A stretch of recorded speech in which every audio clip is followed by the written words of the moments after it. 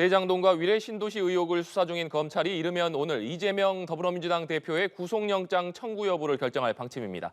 자세한 내용은 서울중앙지검에 나가 있는 취재기자 연결해서 알아보겠습니다. 박수주 기자. 네, 검찰이 이르면 오늘 이재명 민주당 대표의 구속영장 청구 여부를 결정할 방침입니다. 대장동과 위례 신도시 개발 비리 의혹을 수사하는 서울중앙지검은 지난달 28일과 이달 10일 이 대표를 두 번 불러 조사했는데요.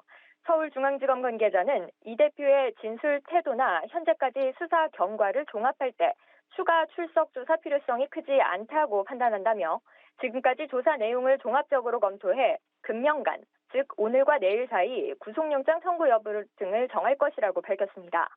앞서 이 대표는 두 차례 소환 조사에도 33쪽 분량의 서면 진술로 답변을 대신했는데 검찰 관계자는 이 대표가 직접 보고받고 승인한 사안에 대해 다수의 관련 자료와 물증을 제시하며 조사했지만 구체적 입장을 답변하지 않아 아쉽다고도 말했습니다. 한편 검찰은 이 대표와의 연관성을 부인해온 화천대유 대주주 김만배 씨에 대해 대장동 수익 은닉과 증거인멸 교사 혐의로 오늘 구속영장을 청구했습니다. 네, 박 기자, 검찰이 구체적으로 어떤 점에서 영장 필요성을 검토하고 있는 건지도 자세히 전해주시죠. 네, 검찰은 이 대표가 사실상 진술을 거부했다고 보고 있는데요.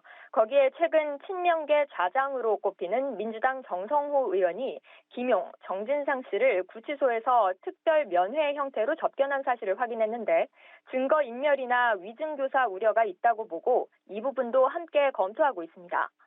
정 의원은 지난해 12월과 지난달 차례로 김용, 정진상 씨를 교정당국이 녹음하지 않는 별도 공간에서 장소 변경 접견 형태로 만나 이대로 가면 이재명 대표가 대통령이 된다거나 알리바이를 만들어야 무죄가 나온다는 식의 이야기를 한 걸로 전해졌는데요. 이 장소 변경 접견은 녹음은 안 되는 대신 교도관이 접견 내용을 기록하는데 검찰이 이 기록을 확인한 것으로 파악됐습니다.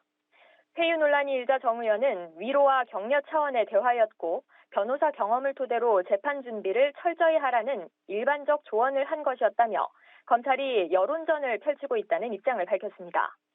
정진상, 김용 두 사람 역시 정 의원이 회유한 사실이 없다고 부인했는데요. 하지만 검찰 관계자는 이 대표 수사를 염두에 두고 입단속을 시킨 것이라고 보고 있고 사안에 대해 엄중히 판단하고 있다는 입장입니다.